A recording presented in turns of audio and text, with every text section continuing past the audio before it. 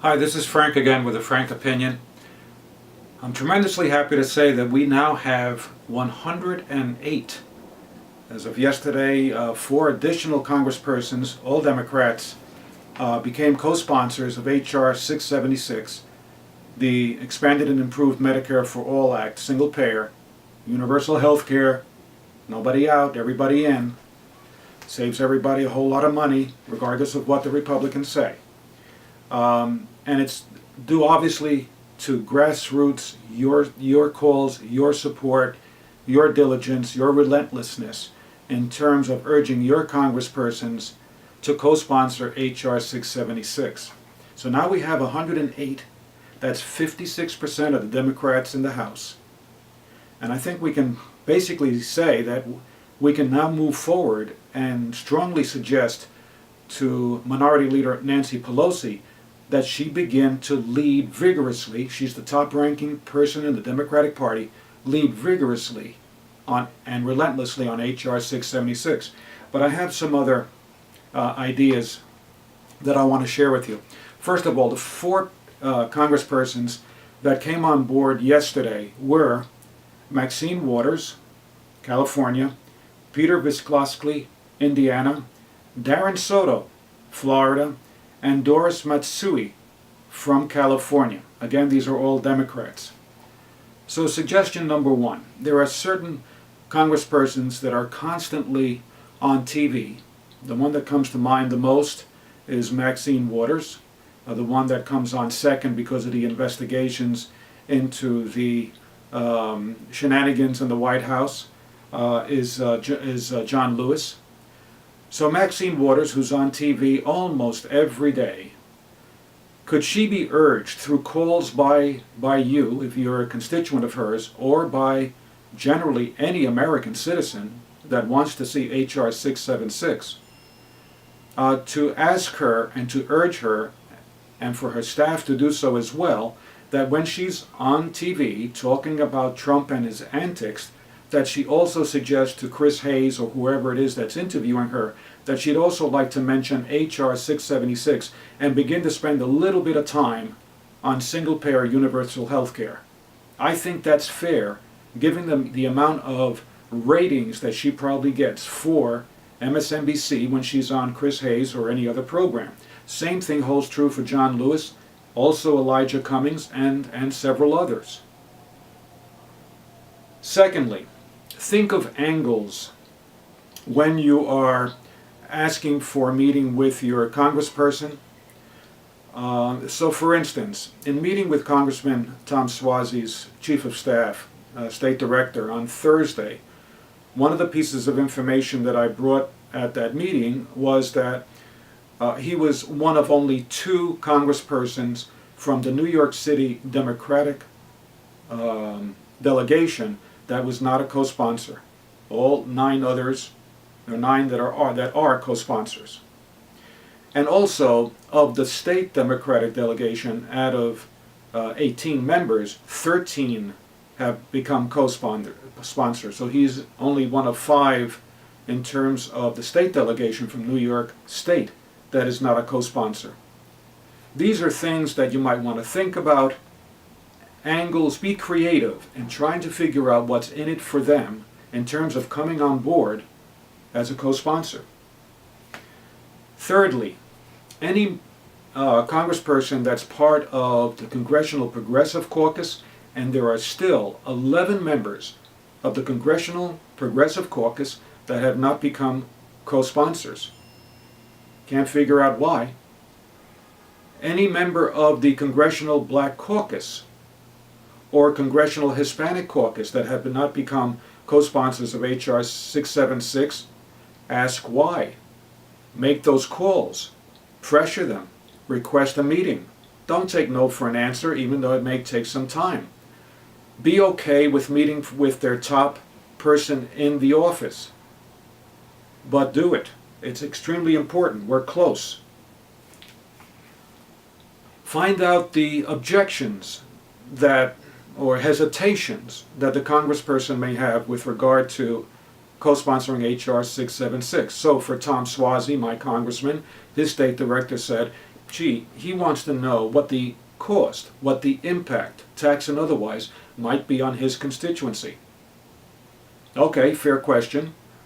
So those of us that met with her are now busy doing some homework and coming back with regard to answering that question. What is the cost impact on his constituents? Some of you may have heard of, especially if you're applying for a job or if you have a business, a service or a product that you want to sell, the elevator commercial. You're in an elevator, you've got 60 seconds, that's probably a lot of floors in that elevator, not 3 or 4, but you've got 60 seconds to talk to people in that elevator about what you do. Or you're going to an interview, or you're trying to sell a product, and you want to get across powerfully what it is that you want to indicate to that person. And so you develop a 60-second commercial, you rehearse it, and you're able to do it time and time again. I'd like to suggest that each of us, each of you, begin to develop a 60-second commercial on Medicare for All single payer, so that you can talk to anybody, regardless of race, creed, color, or species, about H.R. 676. 60-second commercial. Think about it. I'll try to give some ideas as time goes on, time permitting, with what that 60-second commercial might be about. One of the things that it has to contain is the question of how this is going to be paid for and what the trade-offs are, what the benefits are, and in fact the cost neutrality of it when all is said and done. Just a caveat here. These are our representatives. They elect us. We elect them. Rather, we elect them to look out for us for the common good. We don't elect corporations. We elect our representatives. And I'm going to suggest to you that we've gotten them into bad habits. We kind of don't want to spend too much of their time. We're very shy about asking for a meeting. We're very shy about asking a question. I don't get it. We have to empower ourselves. We have to remember that we are electing them. They represent us whether we actually voted for them or not.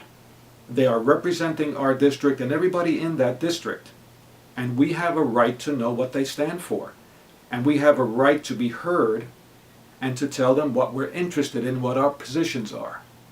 So yes, we've gotten them into bad habits.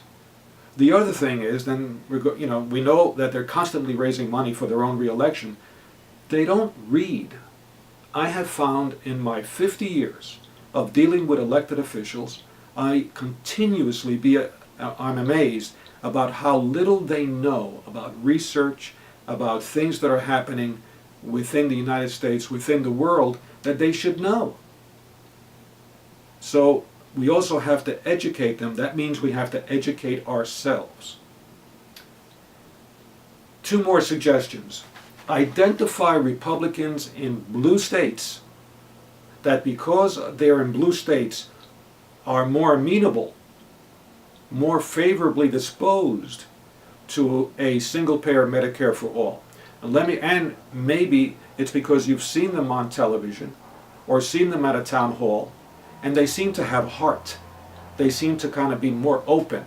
They worry about the people that will be cut off on Medicaid. They worry a lot about the 24 million people that might have been affected by one of these catastrophic plans that the Republicans are putting forward.